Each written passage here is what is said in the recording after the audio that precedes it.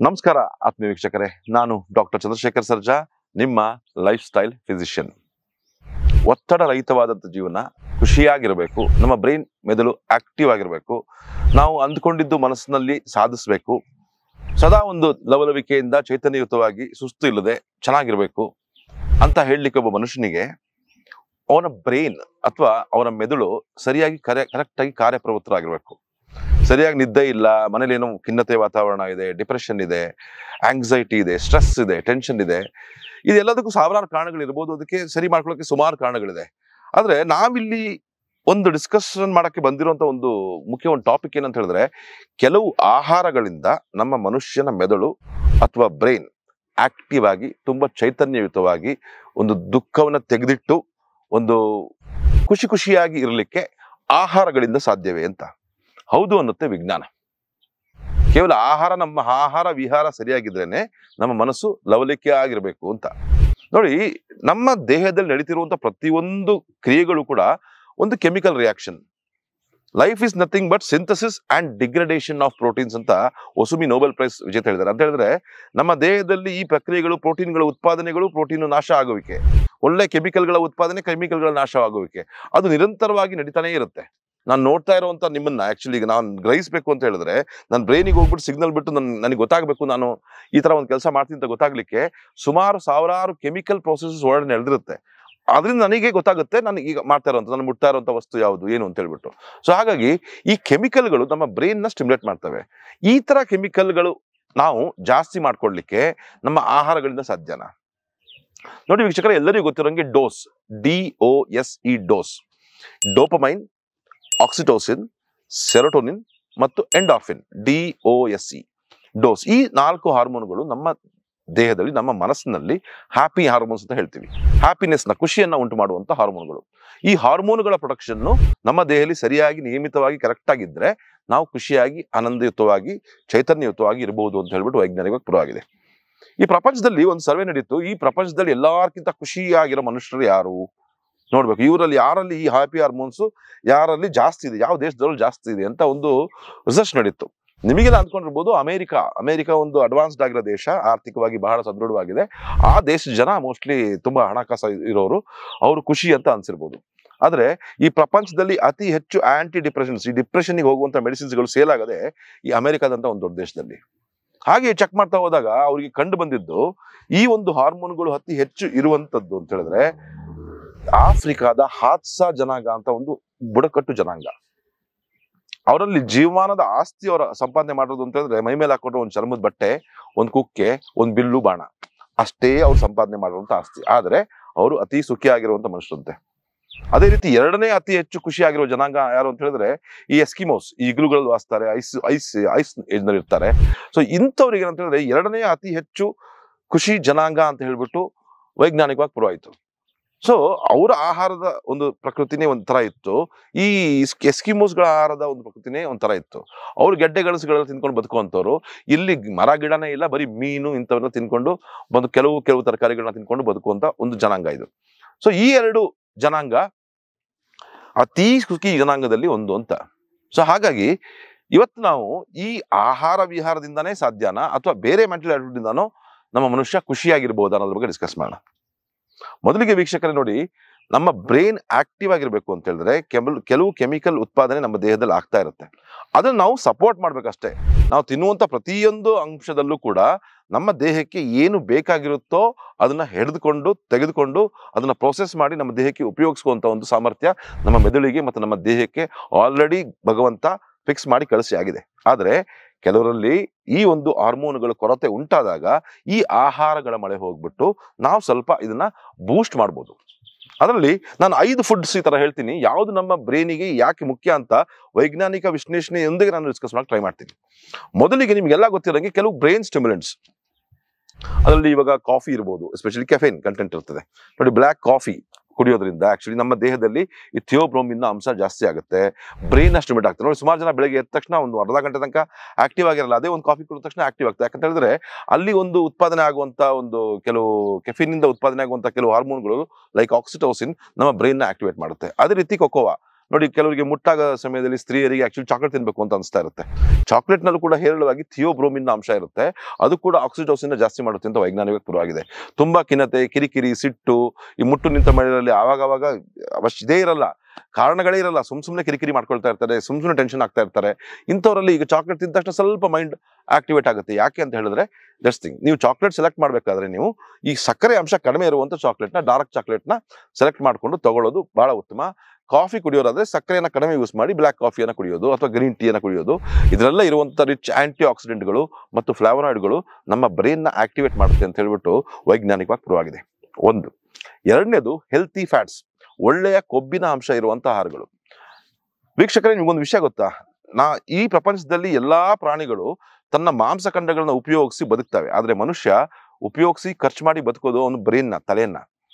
ನಮ್ಮ ಮೆದುಳು ಈ ಪ್ರಪಂಚದಲ್ಲಿ ಎಲ್ಲಾ ಒಂದು ವಾಲ್ಯೂಮ್ ತಗೊಂಡ್ರೆ ನಮ್ದೇ ಹೈಯೆಸ್ಟ್ ವಾಲ್ಯೂಮ್. ಈ ವಾಲ್ಯೂಮ್ ಆಕ್ಚುಲಿ ಇಷ್ಟು ಜಾಸ್ತಿ ಇರಬೇಕು ಅಂತ ಹೇಳಿದ್ರೆ ಅದಕ್ಕೆ ಒಂದು ಮುಖ್ಯವಾದ ಒಂದು ಅದರ ಇಂಗ್ರೀಡಿಯಂಟ್ ಅಂತ ಹೇಳಿದ್ರೆ ಫ್ಯಾಟ್ಸ್.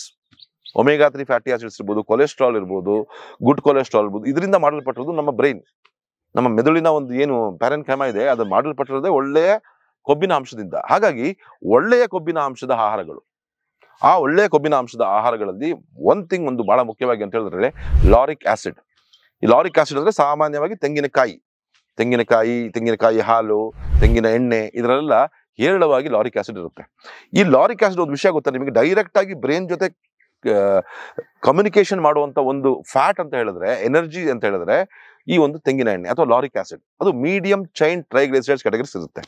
ಅದ್ರ ಜೊತೆಗೆ ಇನ್ನೂ ಒಳ್ಳೆಯ ಫ್ಯಾಟ್ಸ್ ಅಂತ ಹೇಳಿದ್ರೆ ಈ ಒಮೆಗಾ 3 ಫ್ಯಾಟಿ ಆಸಿಡ್ಸ್.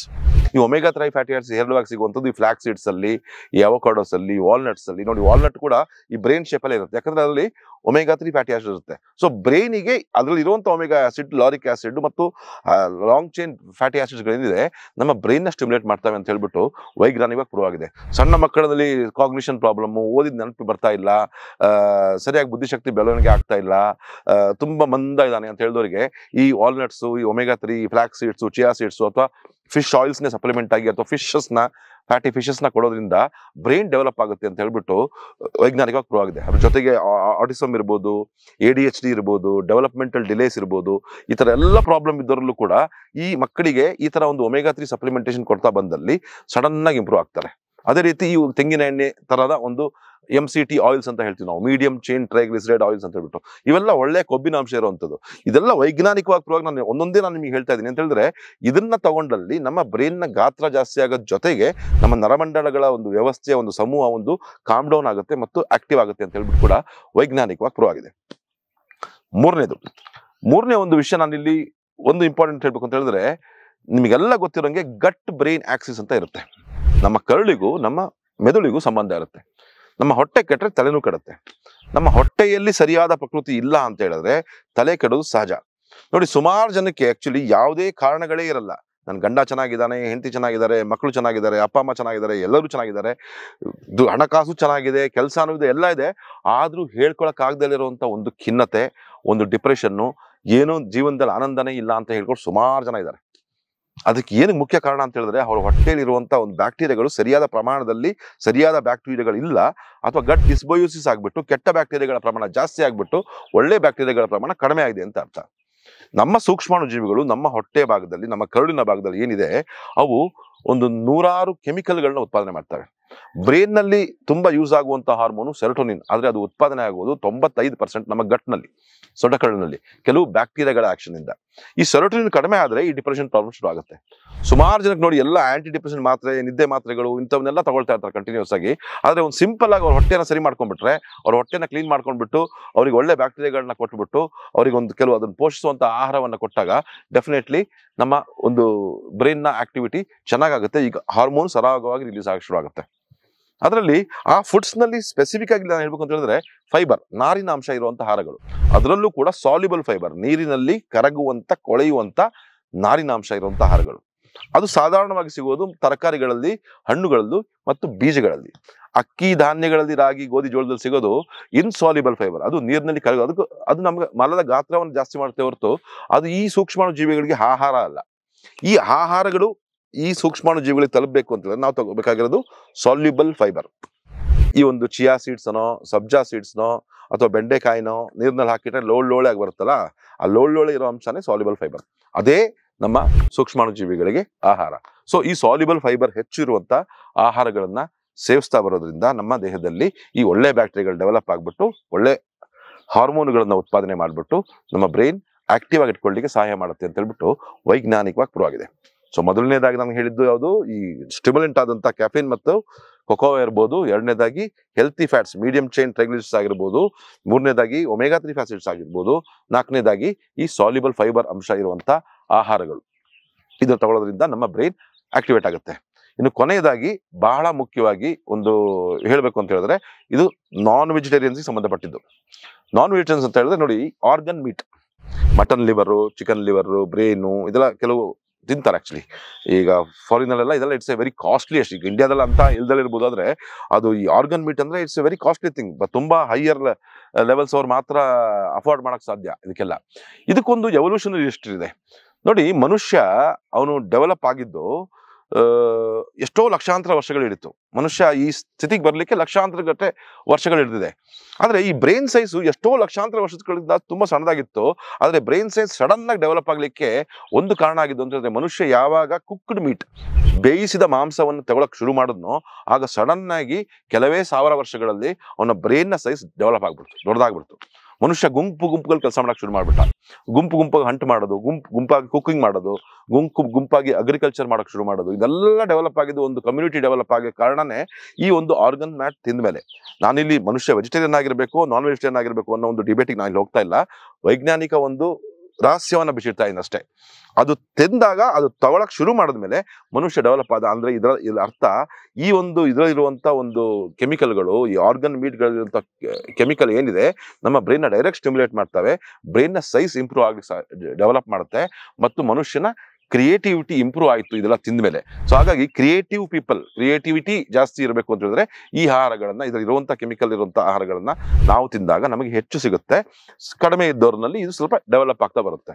ಸೊ ಹಾಗಾಗಿ ಈ 5 ಆಹಾರಗಳು ಇದ್ದರೆ ನಮ್ಮ ದೇಹ, ನಮ್ಮ ಮನಸ್ಸು ಶಾಂತವಾಗಿರುತ್ತೆ, ಮನಸ್ಸು ಆಕ್ಟಿವ್ ಆಗಿರುತ್ತೆ, ಕ್ರಿಯೇಟಿವ್ ಆಗಿರುತ್ತೆ, ಸಾಧಿಸುವಂತ ಹೊಸ ಹುಮ್ಮಸ್ಸು ಬರುತ್ತೆ ಅಂತ ಹೇಳ್ಬಿಟ್ಟು ಇದೆಲ್ಲ journals, British medical journal, American journal of neuro endocrinology, ಈ ತರ ಒಂದು ಪ್ರೋಗ್ರಾಮ್ಗಳಲ್ಲಿ ಆಗಿರುವಂತ ಒಂದು ರಿಸರ್ಚ್, ಒಂದು ಏನ್ ನಾವು ಸೈಂಟಿಫಿಕ್ ಸ್ಟಡಿ ಮಾಡಿದ್ವಿ, ಒಂದು ಕಾನ್ಫರೆನ್ಸ್ ಅಟೆಂಡ್ ಮಾಡಿದ್ದೆ, ಅದರಲ್ಲಿ ಇದ್ದಂತ ಈ ಒಂದು ಟಾಪಿಕ್ ನ ನಿಮ್ ಮುಂದೆ ಡಿಸ್ಕಸ್ ಮಾಡೋಣ ಅಂತ ಅನಿಸ್ತು. ನಾನು ಇವತ್ತು ಡಿಸ್ಕಸ್ ಮಾಡಿದ್ದೀನಿ. ಖಂಡಿತವಾಗ್ಲೂ ಇದನ್ನ ಫಾಲೋ ಮಾಡಿ ನಿಮ್ಮ ಮನಸ್ಸನ್ನ ಸದೃಢಗೊಳಿಸ್ಕೊಳ್ಳಿ. ಇದೇ ತರ ಮತ್ತೊಂದು ವಿಡಿಯೋ ಒಂದಿಗೆ ನಿಮ್ಮನ್ನ ಭೇಟಿ ಆಗ್ತೀನಿ. ಅಲ್ಲಿವರೆಗೂ ನಮಸ್ಕಾರ.